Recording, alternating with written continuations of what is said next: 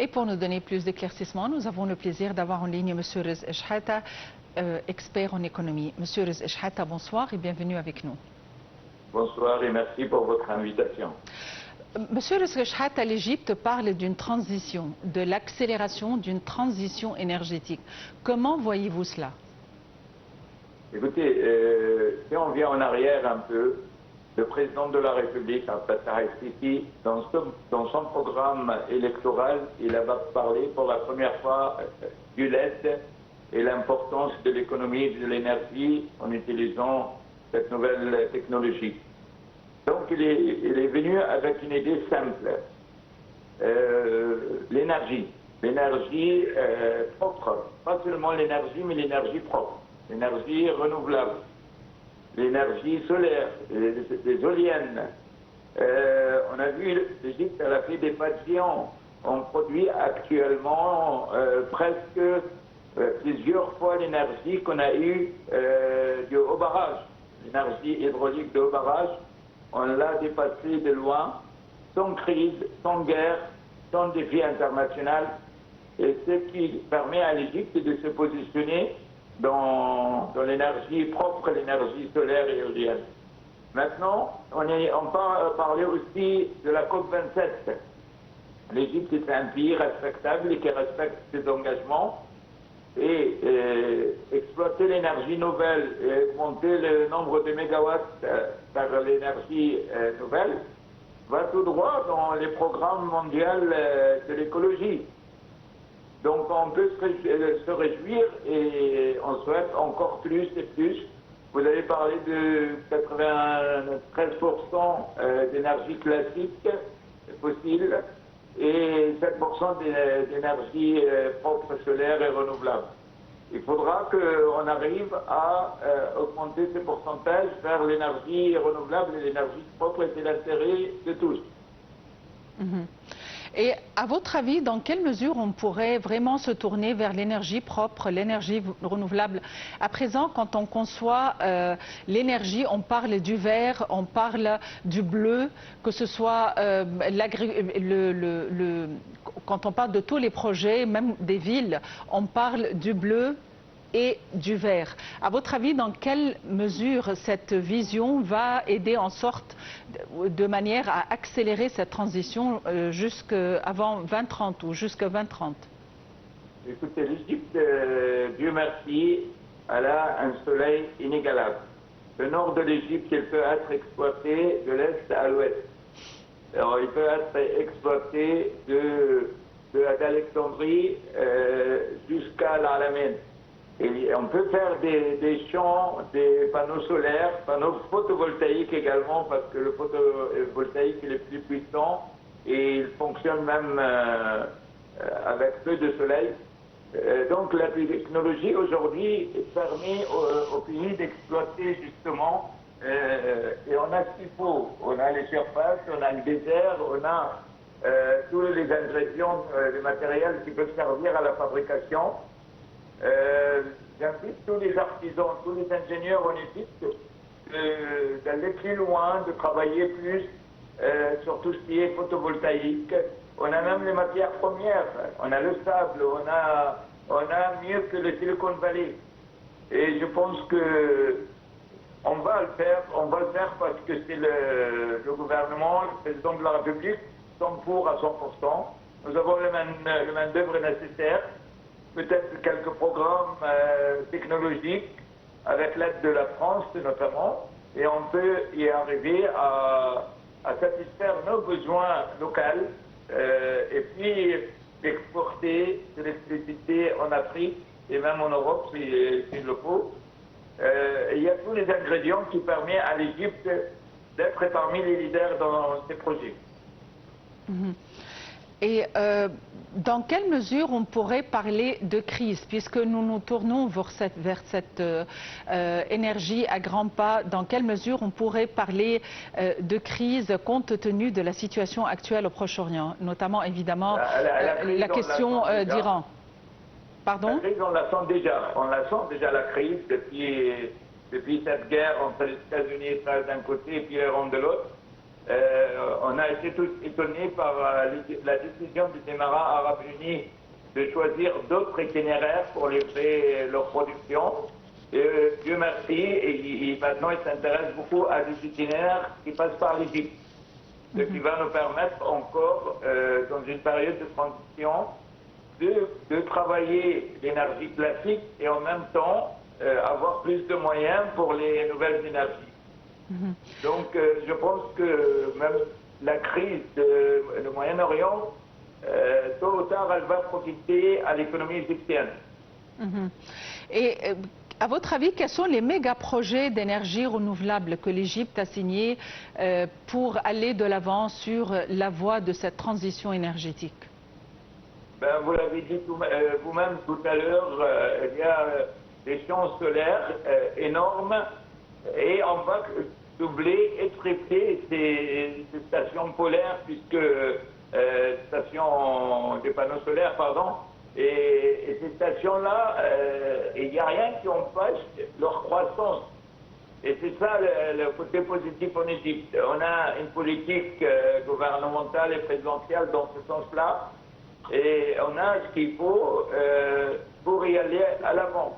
Il y a beaucoup de pays aussi qui soutiennent ces projets-là. On voit que les pays de Golfe maintenant, ils ont compris le rôle de l'Égypte.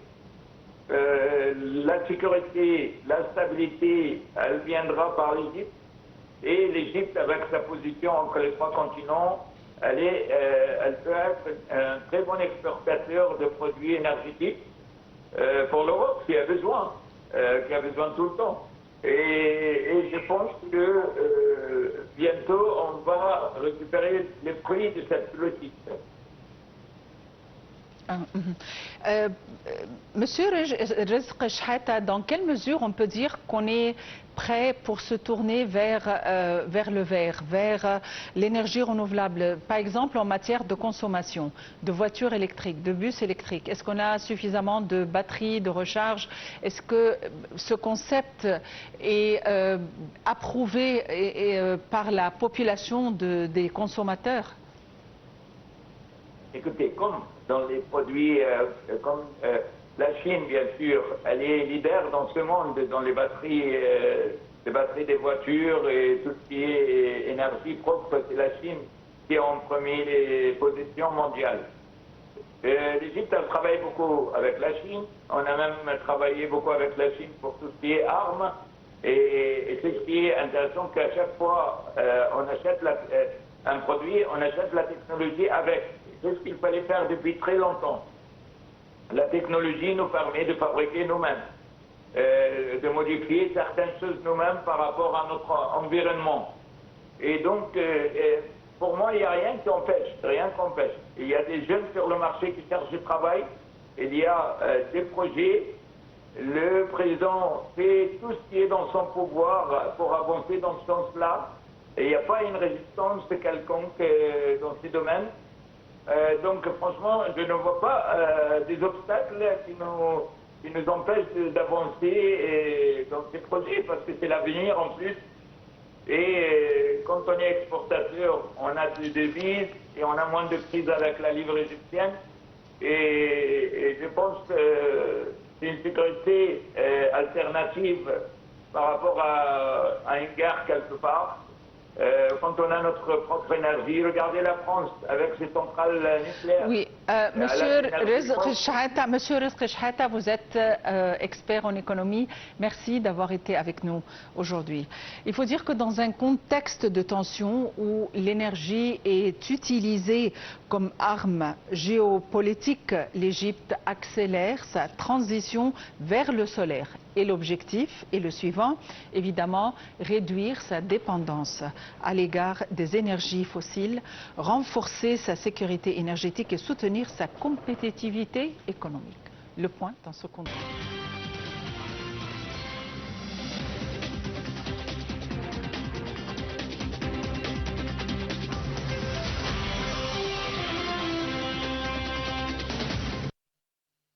Face aux crises régionales qui paralysent l'approvisionnement mondial, l'énergie solaire s'impose comme une solution énergétique et durable pour réduire la dépendance à l'égard des énergies fossiles. L'insécurité des détroits et l'usage de l'énergie comme une arme géopolitique imposent une redéfinition de la souveraineté énergétique. Pour l'Égypte, accélérer la transition vers les énergies renouvelables, notamment le solaire, représente une priorité absolue. Fin avril, le gouvernement a franchi une étape majeure en lançant une initiative d'incitation destinée à encourager les usines et les foyers à adopter l'énergie solaire. Cette mesure vise non seulement à renforcer la sécurité énergétique, mais aussi à réduire la facture des importations, alléger la pression sur les devises étrangères et soutenir la compétitivité de l'industrie égyptienne. Dans le cadre de cette initiative, des mesures réglementaires strictes exigent désormais que tout nouveau site industriel couvre au moins 25% de ses besoins en électricité grâce à l'énergie solaire afin d'obtenir ses licences d'exploitation.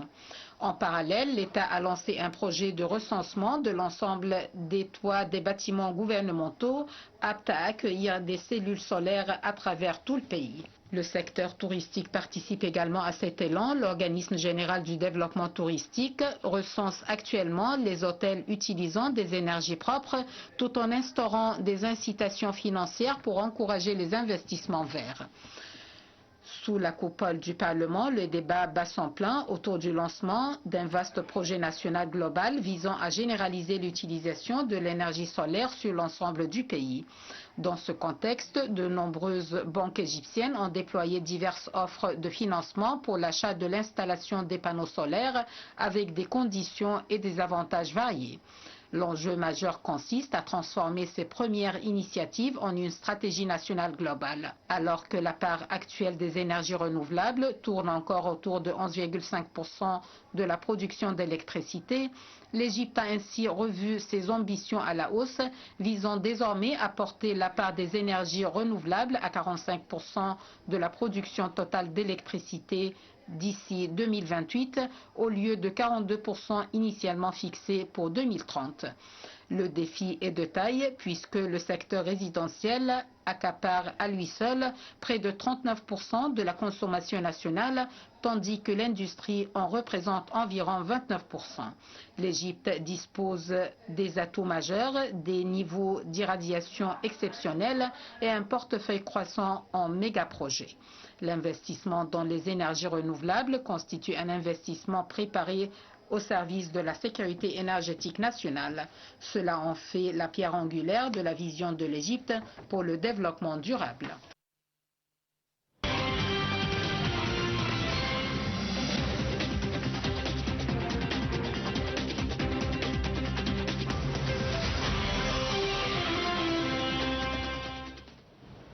Fin de cette édition de Direct. Merci de l'avoir suivi.